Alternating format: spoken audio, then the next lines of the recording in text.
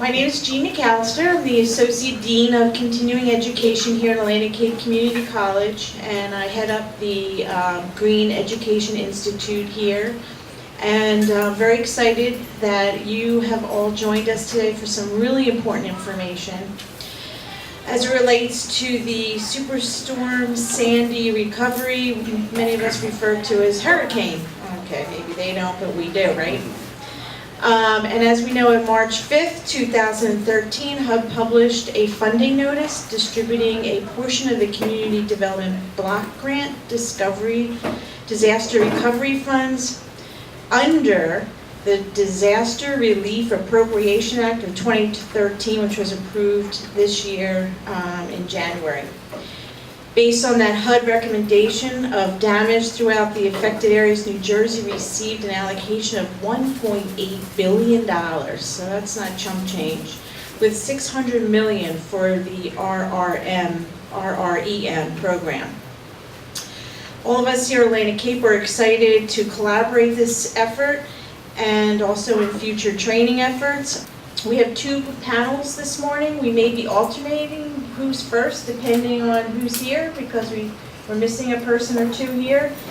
And then we'll have two speakers as well in addition to the panels. Pat will offer closing remarks. Pat Fenn is back there. Say hi, Pat. As she heads with Michael about the Recovery New Jersey Talent Network. We'll take a 15-minute break, we'll let you know, and then we'll move to the second panel. First, welcome to Atlantic Cape Community College. Why I'm interested actually in today is I've been doing some work with FEMA and with the National Flood Insurance Policy and with some of the grants that are being done, helping write some of the grants in Atlantic City for some of the effects of Sandy. And so I've given some thought to, a little bit of thought to where we've come and what's happening out there with the response system that we have, which leads you to today's workshop, obviously. When we estimated, Atlantic City was closed for 3 days, basically, although the casinos were never formally closed, there was an evacuation. And what happened was, in those 3 days, plus some of the after effects of those days, we estimated that Atlantic City lost $243 million in business. All right? That's a very large number. And because of the amount of business that can be lost, if you think about not only the damage, the physical damage that is done, most importantly, the Wawa in Margate was closed for 3 months. If you think about, first of all, the psychic damage that does to the community, but second of all, just the business effect, the business impact of that, which National Flood Insurance does not reimburse for lost business. So there's millions of dollars on the line that come up with what the response is, and also, obviously, flood mitigation that is taking place at this time, designs that are being made, etc., to keep people safe.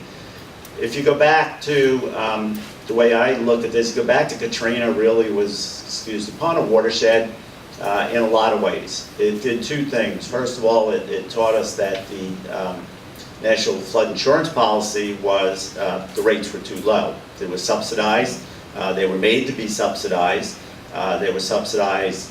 They've been subsidized since. And as you know, Bigger Waters was passed in 2012, is going to raise those rates to an unsubsidized level for homeowners and for business owners and for multifamily buildings as well. That increase in rates to the unsubsidized actuarial level, in some cases will double rates, in some cases it will quadruple rates. We're figuring the latest numbers that are out are that if you had the average rates were about $600 on Brigantine. If you have a pre-firm building, those are going to go up to about $3,700, and people are starting to get those bills already. If you're 4 feet below the BFE, the flood elevation, the bill that if you're 4 feet below that, you're going to be paying $13,000 in flood insurance. So these are going to be drastic. There's going to be repeat performers, people that are going to get much bigger bills than that. Those are averages.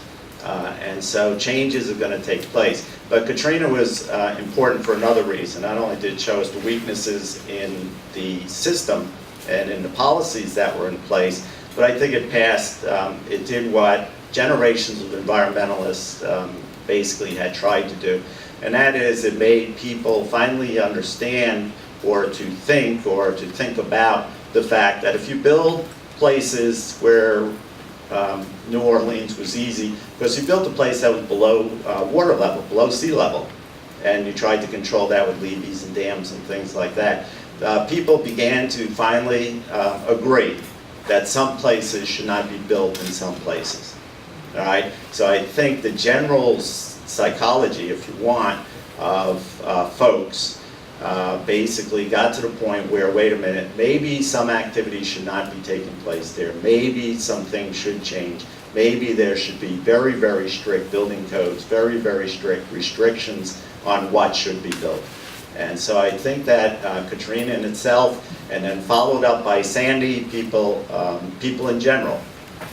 The guy sat next to me at the electric company, 15 years where I worked, had a home in Sea Isle across from the bay, and he was like ground level, it was on a slab.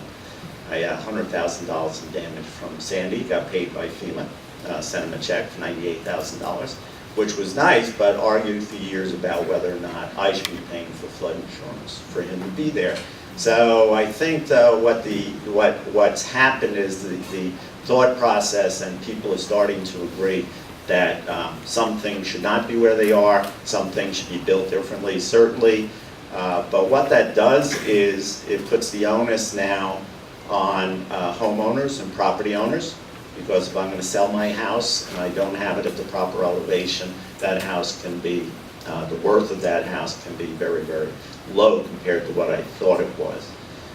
The guy in Sea Isle 5 years ago, he would have got $700,000 for his house. Today, he'll get basically the property. It's a tear down today. Nobody's going to elevate that house. He'll get paid the property value for that house, probably about $250,000. So this is the kind of thing that's happening up and down, you're aware of. This is happening up and down the coast. People are readjusting to the values that are out there, and this will take a while. Bigger Waters phases in over 4 or 5 years, depending on your primary, secondary residence. But as people start to sell their properties, start to sell their homes, start to sell businesses, all of these parameters are going to come into effect. And people will start to see that some things are valued less, some things, in fact, are going to be valued more. I have a house on the mainland. I think maybe my property value might go up. So it depends on where you are and what you think about what the effects will be afterwards. For your purposes, all this means is people begin to pay market rates, and people begin to pay attention to the fact that we can't keep doing things the way we did. It's very expensive. That in fact the folks that will do the work and the folks that will be funded for the work need to know what they're doing, and that's why we're here today, to have the proper credentials, to have the proper information. Thanks for coming, and thank you very much to Atlantic Cape Community College. We are very excited about partnering with the college and hope to bring a lot of the lessons learned from many years of similar effort.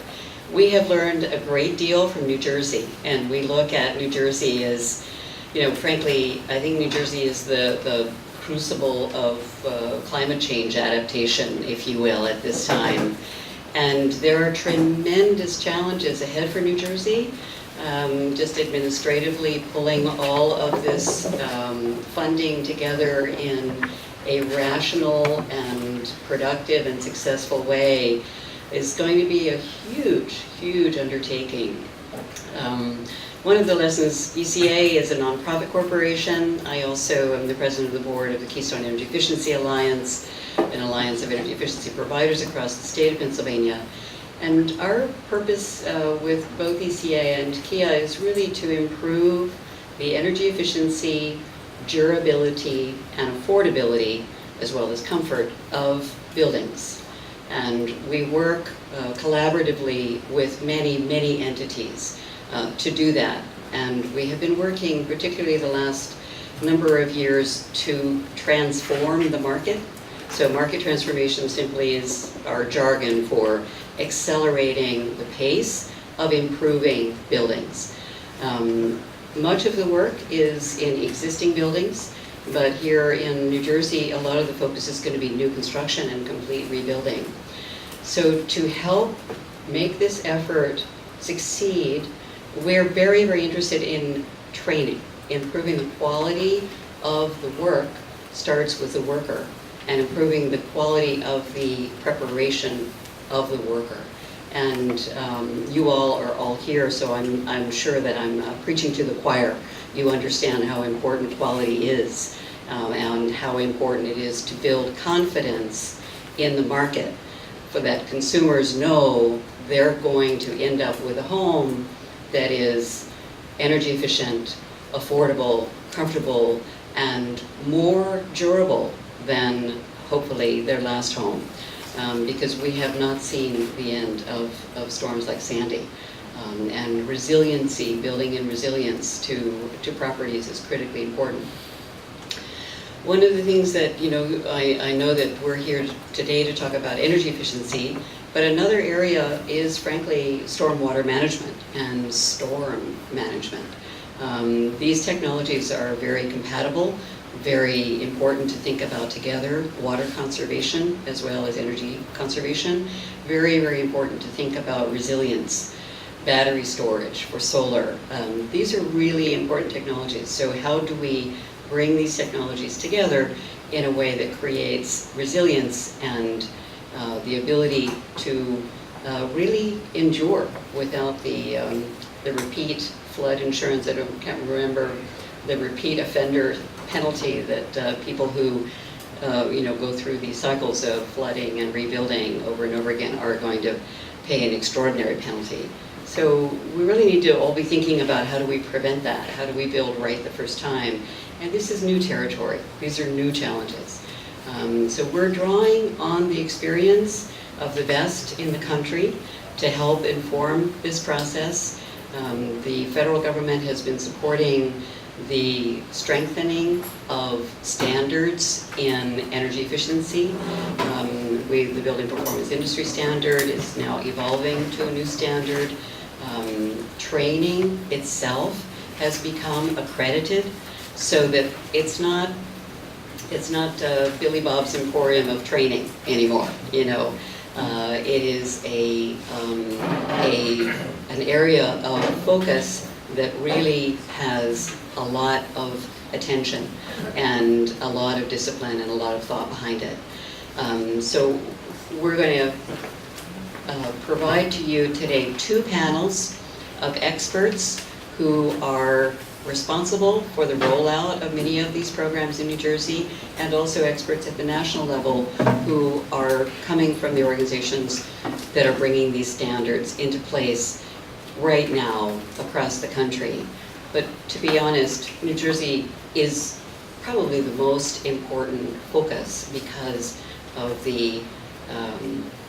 Sandy. So it's a very exciting time, and we're looking forward to collaborating with Atlantic Cape and possibly Ocean County Community College to help bring the highest quality training into place for New Jersey for contractors. These credentials are really one of the best ways to ensure again, the confidence of the quality of the work and the confidence of the consumer. So if you're building your business, starting with the foundation of strong training and strong credentials is key. We certainly have learned this in Pennsylvania. So we're really looking forward. We expect to learn a lot today and are great to have the opportunity to meet all of you and work with you in the future. So thanks, and shall I, Jean, introduce?